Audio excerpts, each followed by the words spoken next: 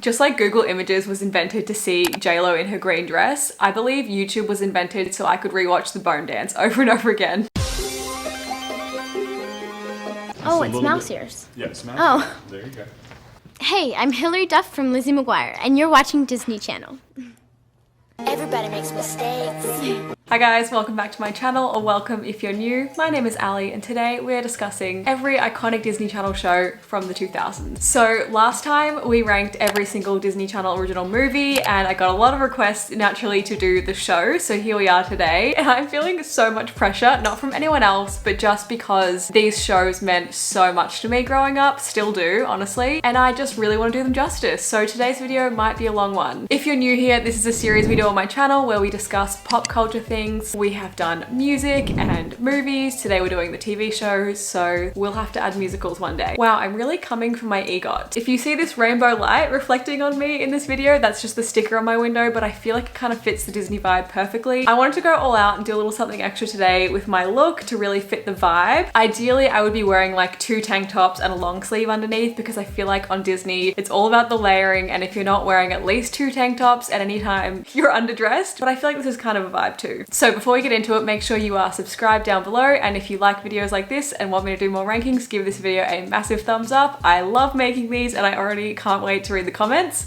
So let's get into it. So like I said in this, I feel like people were either a Hilary or a Lindsay back in the day, and similarly, I think everyone is kind of either a Disney or a Nickelodeon. I was definitely a Disney kid. I think Nickelodeon was just a little bit more like quirky and out there and like pushing the boundaries and feet jokes, I guess. In my mind, Disney is Marvel and Nickelodeon is DC, which kind of makes sense because Disney like owns Marvel, and also Disney girls probably play with Barbies and Nickelodeon girls play with Bratz. Again, they're just like a bit more grown up, and Bratz are baddies, let's be honest. All right, so let me run you through my tiers. First, we of course have God tier. Now this is just unbeatable. It is the same in every video because nothing is higher than this. You have to be something extra special to reach this level because the tier below it is pretty amazing too. This is just something else. Next we have Vanity Fair 2003, It's Raining Teens. If you remember this was such a time to be alive. I know someone said that Marvel's Infinity War was the most ambitious crossover event of all time. Clearly they didn't read 2003's Vanity Fair, because this, insane. The amount of people they got for this issue. I don't know what their budget was, but no one is doing it like this anymore. So this tier is basically iconic. Then we have in the middle, somewhat blingalicious. Totally blingalicious. This is kind of a middle of the road tier. Like, I don't hate it, but I'm not necessarily obsessed. Then we have okay. This is for the shows that I don't really ever need to watch again. They had their time, they had their moment, but it's over now. And then finally down the bottom we have You're Nasty. You're nasty. I feel like that goes without saying, and these shows need to pay for their sins. So before we begin, I need to be honest about something that perplexed me as a kid and perplexes me to this day. So Selena Gomez starred on Hannah Montana as the pop star slash rival Michaela in 3 different episodes, but she was also Alex Russo in Wizards of Waverly Place. We know that Wizards of Waverly Place and Hannah Montana take place in the same universe because of the 2009 crossover special, Wizards on Deck with Hannah Montana. Now, both characters can't exist simultaneously unless Alex Russo is like pulling a Hannah Montana, has a secret pop star alter ego, or used magic to like never be recognized for it. Yet this is never addressed, and the series just moves along. She was also in The Sweet Life of Zac and Cody as, I want to say, Cody's crush and first kiss. Oh my gosh, Selena Gomez. Hey Chad, I got your text, and yes, I'll play the part of Sonny. This doesn't sit right with me. Something's going on there. Okay, so let's begin with Miss Hannah Montana. My name's Lily Truscott, and I'm a huge fan.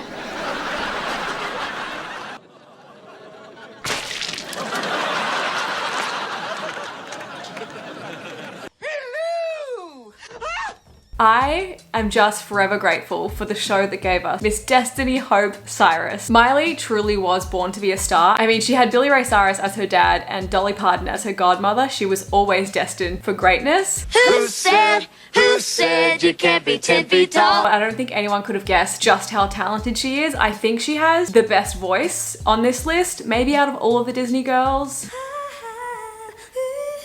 Yep. We were a movie. You'd be the right guy. Who said Jake won't be the guy? I say, give it another try. Nice pipes, Tamika. By the way, I'm going to be sprinkling some fun facts throughout this video, and feel free to share your own in the comments because I love learning little behind the scenes, BTS if you will. Firstly, Hannah Montana was originally going to be called Alexis Texas, but Disney quickly realized that there was a corn star already named that, so they had to change it up, and Hannah Montana is where they landed. I just can't even imagine a world where it was called anything different, but it does kind of sound like it could be a drag queen name, and I'm trying to think of any versions that you could do with Australian states. Claire, New South Wales doesn't really have the same ring to it. Okay, so one thing that I always think about with Hannah Montana is the concerts they had to film to make the TV show intro and all the little scenes where they show you like Hannah being a famous pop star. But they filmed that obviously before the show came out, before anyone knew who Miley was. And so I'm just like, who were these lucky strangers that got to be in this crowd and got paid to be extras and had no idea who they were seeing and now could look back and be like, I was there when it all began. And speaking of the pilot, I just remember loving this one look that she did where her hair was flowy, kind of more of a 70s vibe than the straight wig we ended up with. I wish they had kept that look for the whole series. Oh my god, she was just so cute. Work it out, and pop it! Miley was just really so cute, and even in her auditions, she was so young, but like just so perfect for this role. I need 2 incredible seats for tomorrow night. Sorry, I'm sold out. And you know how they say you can remember where you were and like what was happening when you learned a shocking piece of information? Just like I remember where I was when I learned that Zac Efron's voice was dubbed in the first High School Musical. I can still remember also where I was when I first learned that Jason Earls was like 30 playing 15 in Hannah Montana. I was shell-shocked, and I still kind of am, to be honest. Everyone talks about Euphoria where you've got like 26-year-olds playing teenagers, but honestly Disney was doing that long before. The one crime of this show I will say was Lola's outfits. I know they were like ugly on purpose, but they were ugly. Jet set friend, Miss Lola LaFonda. Oh my god, what is that?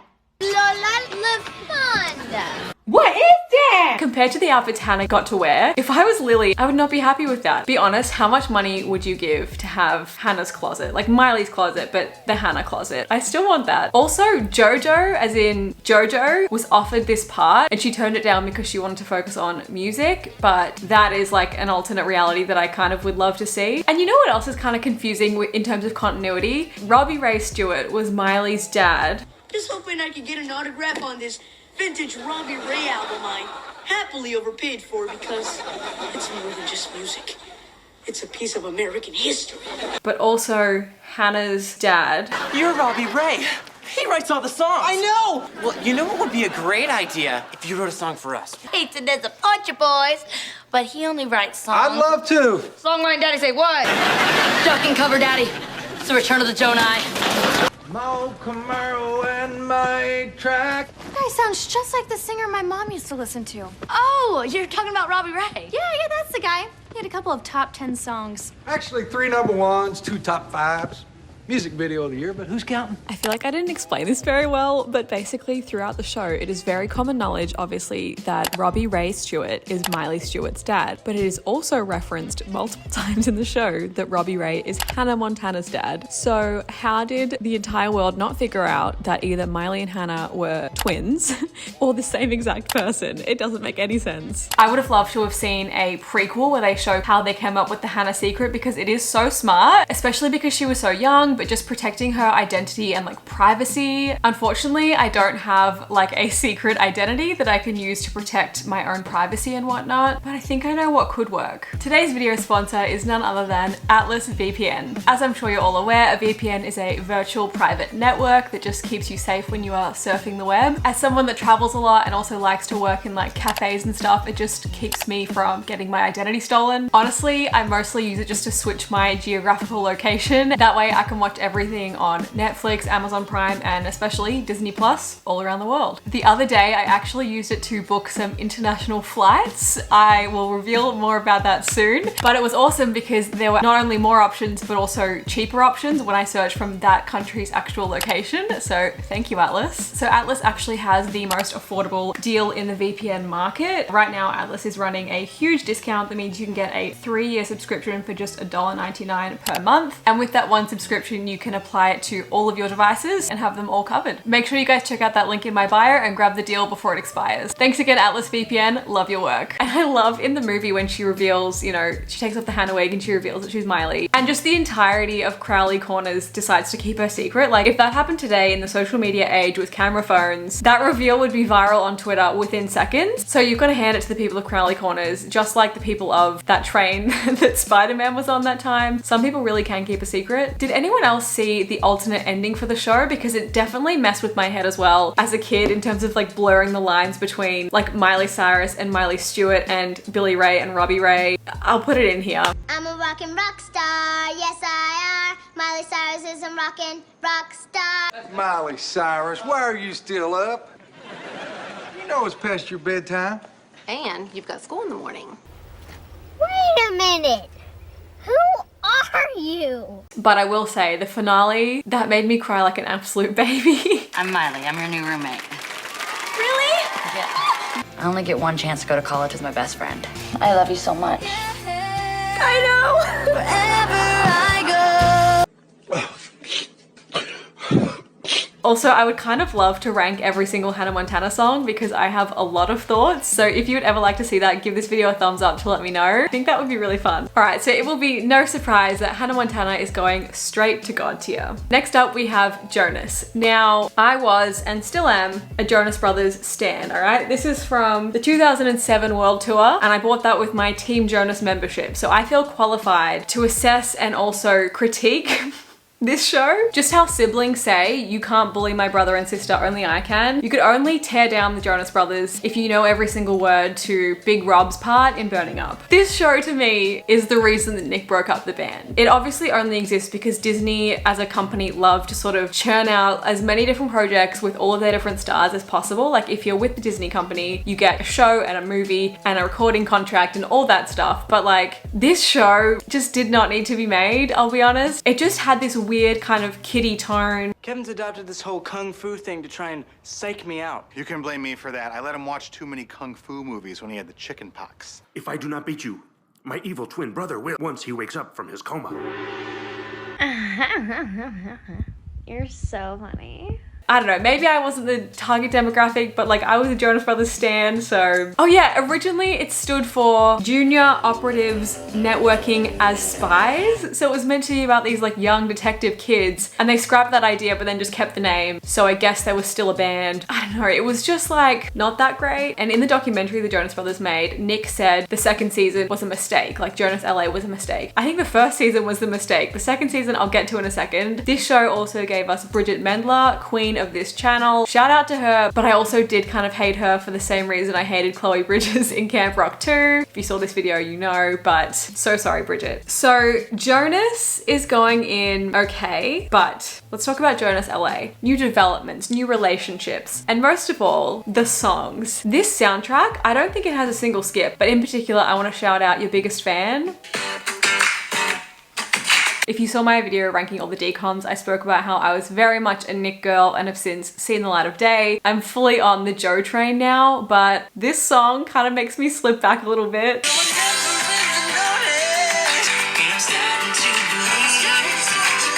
Honestly, for that song alone, I'm putting Jonas LA in somewhat blingalicious. They really redeemed themselves with the soundtrack. If you haven't listened to the soundtrack lately, go and listen to it. You'll see what I mean. Okay, next up we have Wizards of Waverly Place. We have to hurry up because the light attracts moths, so just squint and run. No, I don't run.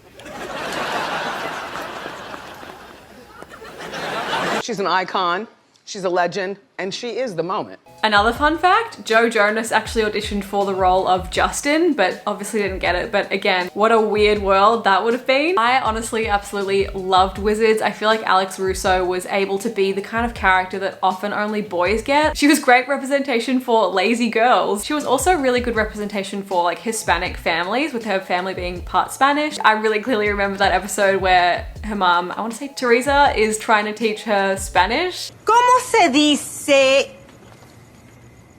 Lampito. Lámpara. ¿Dónde? Esta es la biblioteca. Me llamo T-Bone, la araña discoteca. Now we do need to talk about their house. So the Russos live in New York. I believe Waverly Place is in Soho, so like a very expensive part of Manhattan. And their place looks like this. I mean, I'm sure their sub shop was very successful, but like, how are you affording that? With 3 kids as well. I just remember how badly I wanted that purple furry wall. I honestly still do, although it would be a nightmare to clean. Worth it though. This theme song was also iconic. You know when the star themselves sings the theme song that it's like an absolutely iconic show. But I think the song that sticks out even more to me was this one. What's that? A hat? Crazy, funky, junky hat. Overslept, hair unsightly, trying to look like Keira Knightley. We've been there, we've done that, we see right through your funky hat. This is my song. What's that? A hat? Crazy, funky, junky hat. Overslept, hair unsightly, trying to look like Keira Knightley. We've been there, we've done that, we see right through your funky hat.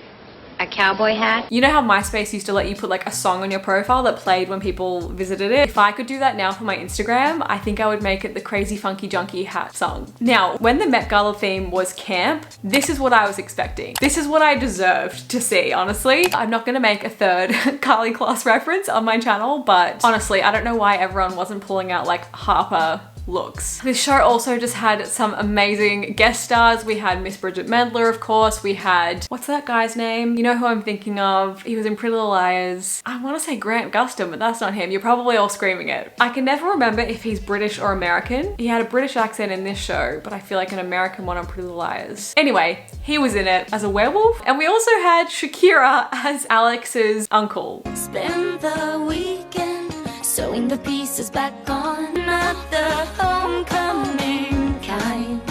Won't confess all my sins. Hey, hon, what's going on? My tummy. Your tummy hurts? Are you coming with me? Oh, gosh.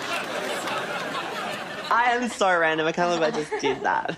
Sorry. Disney's mind, honestly. Final fun fact, this was actually Selena's 3rd attempt at breaking into like the Disney Channel. She first auditioned for a Lizzie McGuire spin-off that was going to be about Miranda's little sister Stevie. Miranda, I could say I'm sorry for the next 5 years straight, and it still wouldn't be enough to tell you I'm sorry, really. And me and my friend like to play around. So like, I'm Selena, but we're watching Disney Channel. We like to draw it all the time. She got the role for that, but I think it got cancelled. And then she got the role in a show about Arwen from The Sweet Life, but then that also got cancelled. Oh, I wouldn't miss it. No parties. Says so right here. I'm her babysitter. Uncle Arwen. Oh, sorry. Young woman sitter. That's so upsetting. And so finally she made it with Wizards. Naturally, I think we can all guess where Wizards is going, and that is straight to God tier. Now we have a show called Life with Derek. If you know, you know. Life with Derek is about drive, it's about power. We stay hungry, we devour. This show gave us the ultimate enemies to lovers. It was will they, won't they? And also, they were siblings. Step siblings, but still. Derek, you are the most annoying brother. Step brother. Same difference. They say that good things take time. We need to launch a full federal investigation into why and how this happened. Who allowed this? I honestly, I haven't seen sibling sexual tension, there's a word I never thought I would say, since the Brady Bunch movie. I can't believe I have to share my far-out pad with my sister.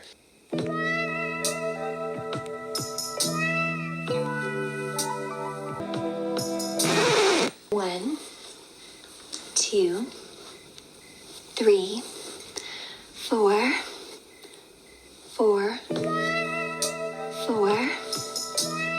Marcia? Yes, Greg. I mean, what?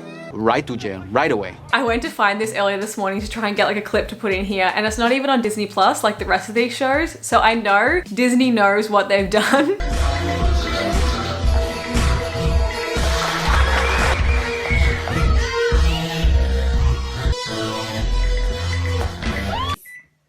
They're trying to cover it up, but I will never forget. So Life with Derek is going in.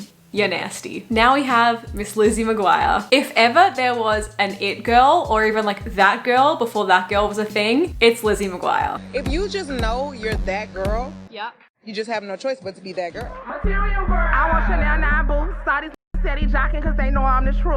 I will never forget the feeling of coming home from a long day at school, watching Lizzie McGuire and then maybe an episode of Arthur. And then for my Australians, like Go-Go Stuff. Let me know if anyone remembers that. It is so hard to even think about what things to say about this show because it is just everything to me. I would love for everyone to comment down below with like what their most memorable Lizzie episode or scene or moment is. For me, there are so many, so I'm gonna run you through a couple of them. I think about school picture day when she had to wear this jumper, and I have tried so many times to look on like Depop and Redbubble to see if anyone's made it and I can have one for myself. That would have been amazing to wear today. Obviously the episode where Miranda has an eating disorder for like 45 minutes and then realizes at the end of the day that she looks amazing and gets over it somehow. She's really good. But that gave us one of the best dance routines I've ever seen. I would love to see the TikTok girlies pulling out something like this.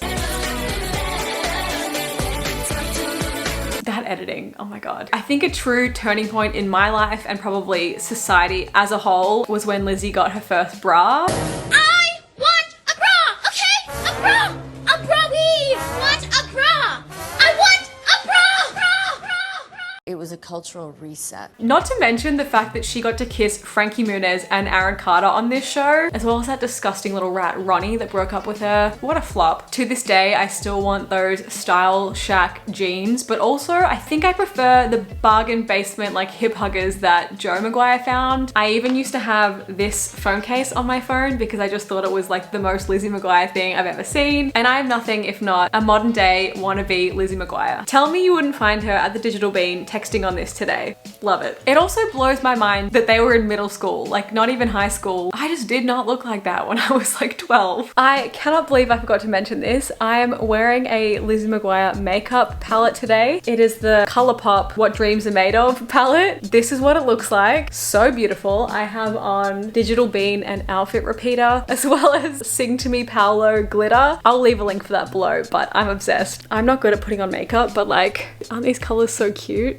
Now, because of this show, this beautiful magical show, we got the best album of all time, 2003's Metamorphosis. If you've not listened to Sweet 16 lately, get on that. I'll leave down below my Spotify playlist that is like all the DCOM, Disney Channel girlies and boys. There's probably some Mitchell Musso on there.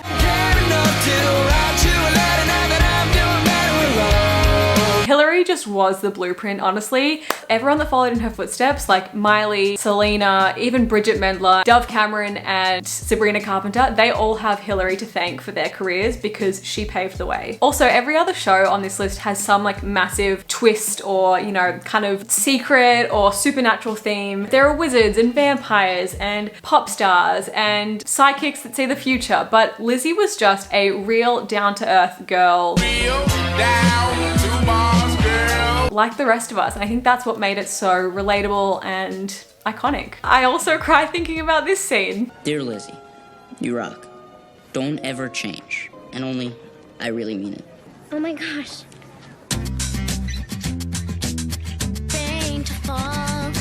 Promise me that we'll always stay close to each other, even in high school. Don't worry, I'm not going anywhere. Oh, what's it gonna take? That's history. Obviously, Lizzie, without a doubt, is going straight up to God tier, and I'm gonna put her at the very front. Next, we have Phil of the Future. I know I love this show, but I don't think it's had like the lasting effect that these God tier shows have had. I do remember one scene where Ali Mishalka of Ali and AJ fame sings Protecting Me, I think, and that really went off.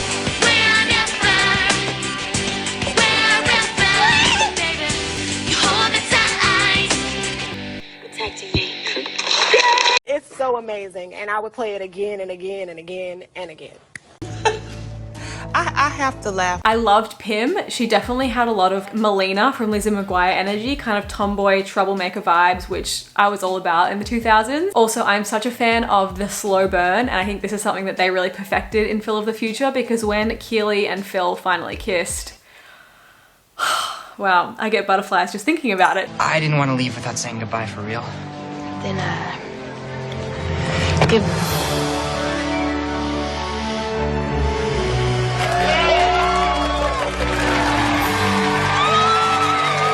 I gotta go, my dad's waiting in the time machine.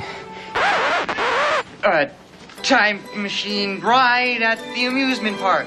As you guys know from my decom video, I had such a crush on Raviv Ullman. That's mostly what I remember about this show. So I'm gonna put Phil of the Future in, I think I'm gonna put it in Vanity Fair 2003, It's Raining Teens, because it's not quite God tier, but it was just ahead of its time. Now we have That's So Raven. Yep, that's me. There once was a farmer that had a dog, and Mingo was his name.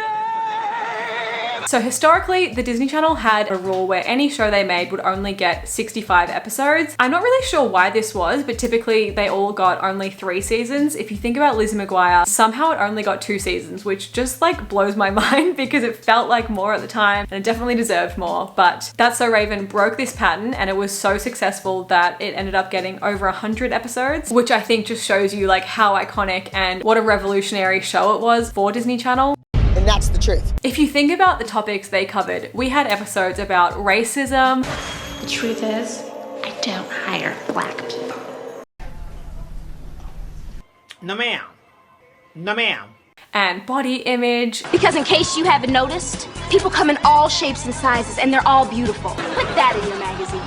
Now that's what I'm talking about. And probably one of the most iconic scenes of all time. Did you know who I be?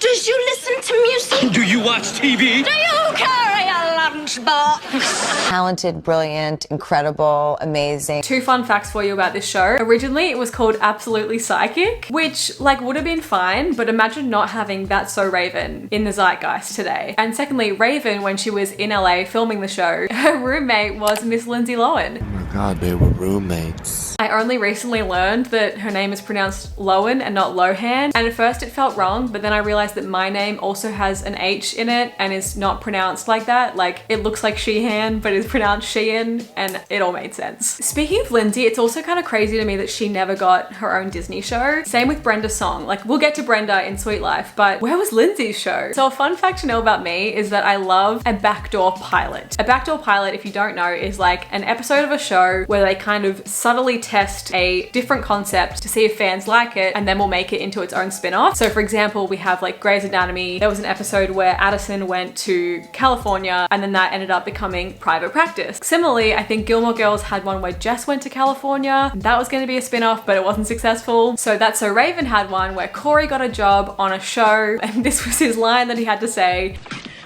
Delivery! Thank you. Ooh, yeah! Yeah! It was going to be a show called Happy Days starring Alison Stoner, and this backdoor pilot never got picked up, but I just love seeing things like that and kind of like watching backdoor pilots happen. They're just such a funny concept to me. If you can think of any other backdoor pilots, let me know in the comments. I remember actually reading that backdoor pilot with Alison Stoner ended up being reworked into Hannah Montana, so it did kind of find its place in Disney in the end. Fun fact, actually really sad fact, there was supposed to be a That's So Raven movie. It was going to center around Raven launching a fashion line in Paris. Very Lizzie McGuire energy, and I'm kind of devastated we were robbed of that. Now, my absolute favorite episode of That's So Raven is definitely the one where they discover that a like Star Search talent scout is coming to their school and they all perform original numbers. Eddie's basketball number is fantastic. It paved the way for Get Your Head in the Game. Just one shot is all I really need to bring it to your ankles and make me wiggle your knees. Bounce.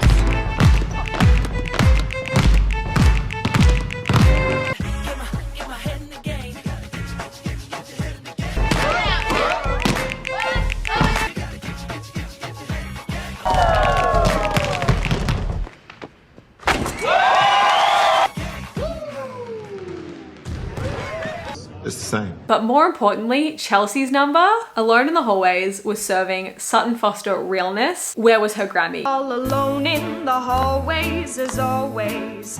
Just the stairwell, the lockers, and me. No more.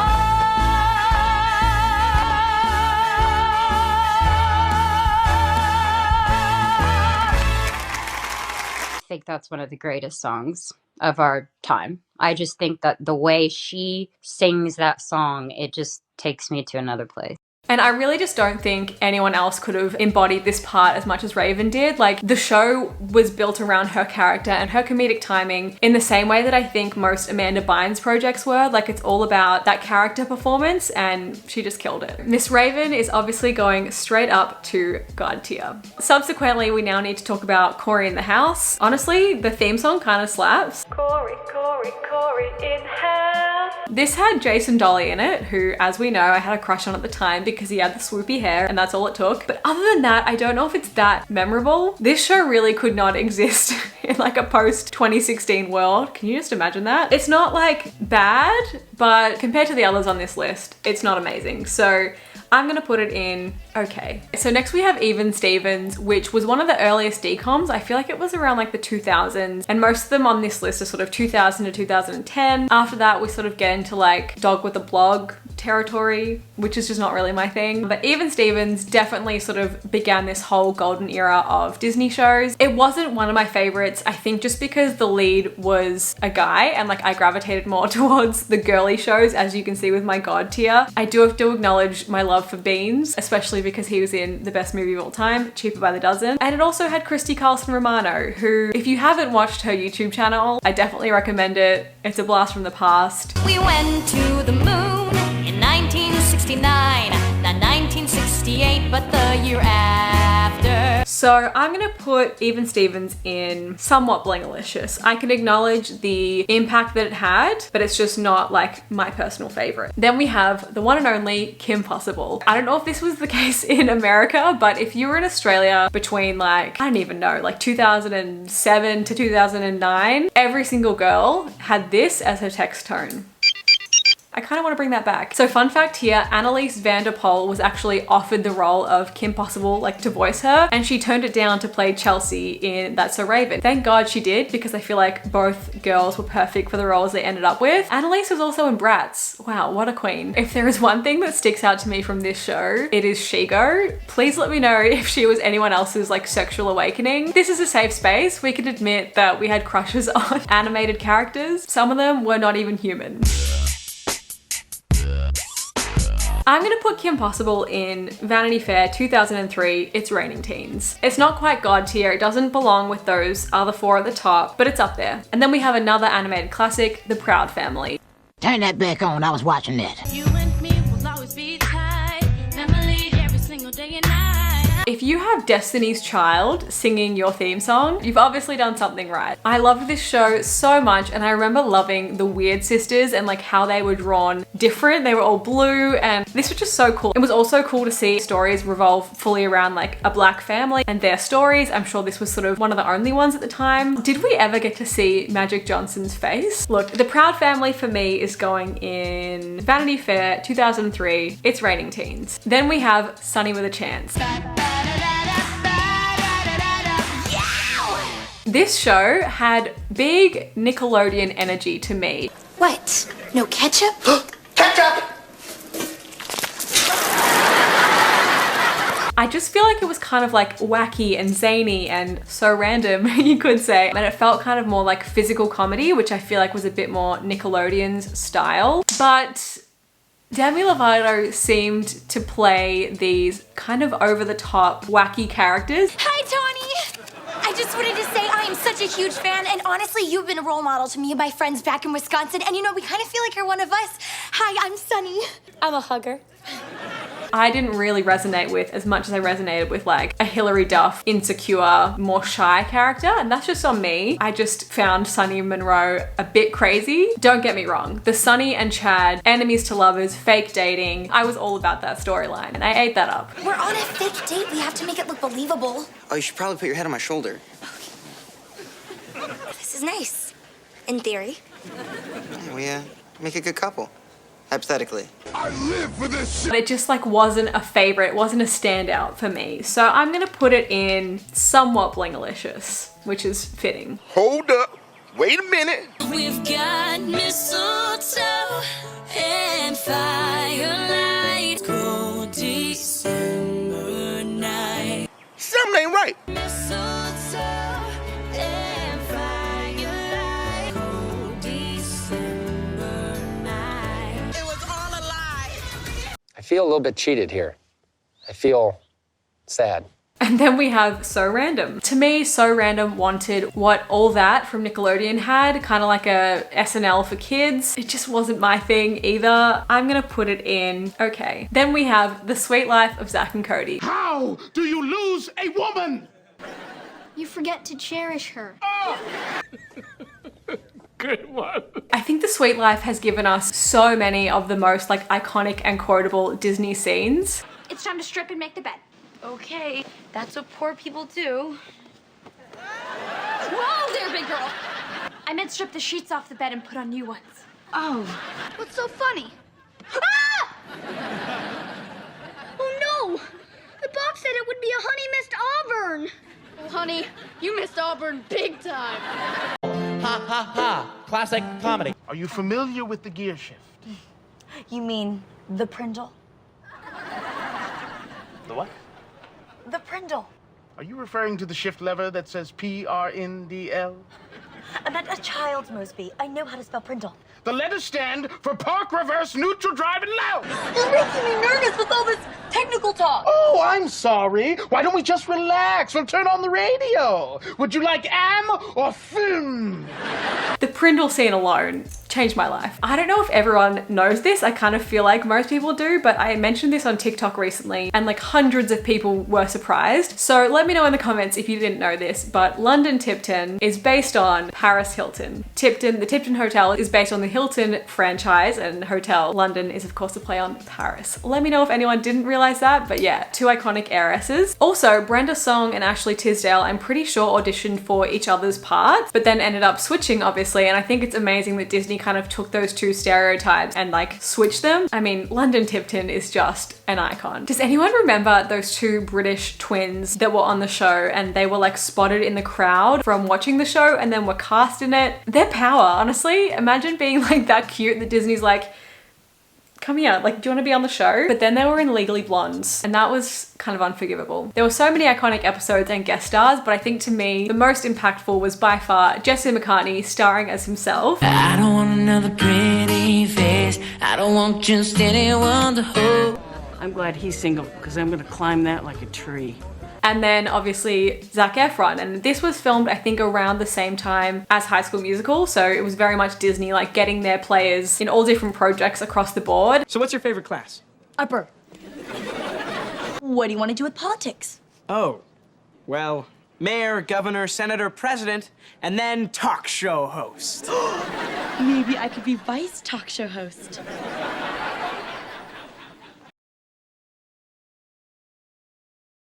Next, you're gonna blame the oil companies for global warming. Yes, because they're to blame. Oh, cry me a river. If I did, you'd pollute it. You bleeding heart liberal. Establishment puppet. Do you want to kiss me as much as I want to kiss you? I'm surprised someone as smart as you would have to ask. I hate you. I hate you more. Seeing him and Ashley Tisdale kiss flipped my whole world upside down. It like felt kind of wrong, but I also kind of lived for it. I can't believe London Tipton's in our cafeteria. Me neither. I just met London Tipton. I met her months ago. Believe me, the thrill wears off. Oh well, then I guess I'm not inviting you to the Bandini fashion show today. The thrill is back. Want to be best friends? I made a friend in prison. Another one, thank you. Another one, thank you. I just want to say goodbye and thanks for the tickets. Your concert was awesome. Thanks. Now bounce up and down. Well, we are a full-service hotel. You okay? You had this weird look on your face. No, I didn't. Yes, you did. You were doing this.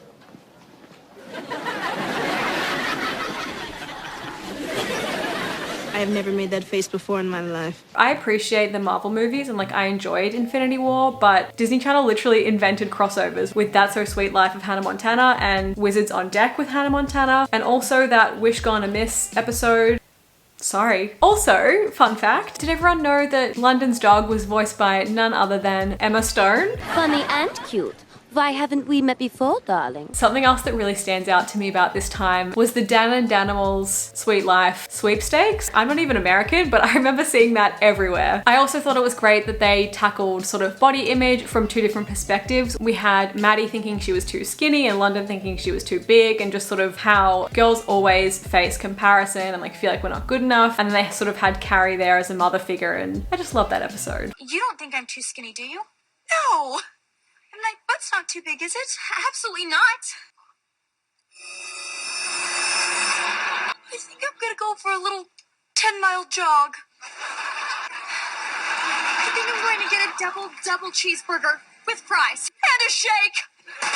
20 minutes later. What were we thinking? We're starving and stuffing ourselves. I know. It was so unhealthy, and we didn't even need to do it.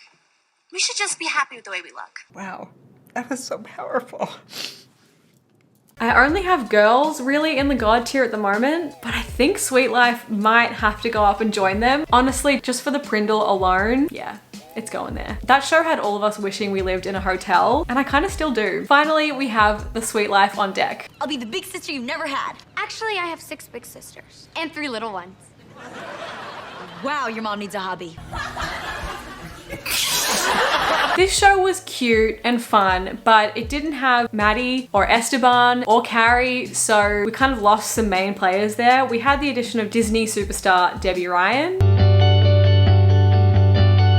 but to me it just didn't really have the same impact. I honestly might just be holding a grudge from this time because I remember Cole Sprouse was like my first celebrity crush, and then he did that whole Tumblr thing and he was like, this was just a social experiment. You guys are weirdos. I'm out of here. Bye. And that hurt my feelings. It's going in It's Raining Teens only because we got another crossover episode, and I mean, those are just something special. Now you might be like, Ali, where is Good Luck Charlie and Liv and Maddie and Bizarrevark if you're young enough? But I just kind of missed these shows. I didn't have the Disney Channel, and I guess these ones were just like not as popular on regular TV or online, so I didn't get to see them. But I've heard Good Luck Charlie is good, and I think I would kind of consider that sort of the end point of this like golden age of Disney if it does fit into that category. I can't really say that, you know, the quality of Disney Channel dropped off after that. I think I just wasn't their main demographic anymore. I think, you know, they're kids shows and I had just kind of aged out of it. But you know what? No, I think these shows are better. So this is my complete list.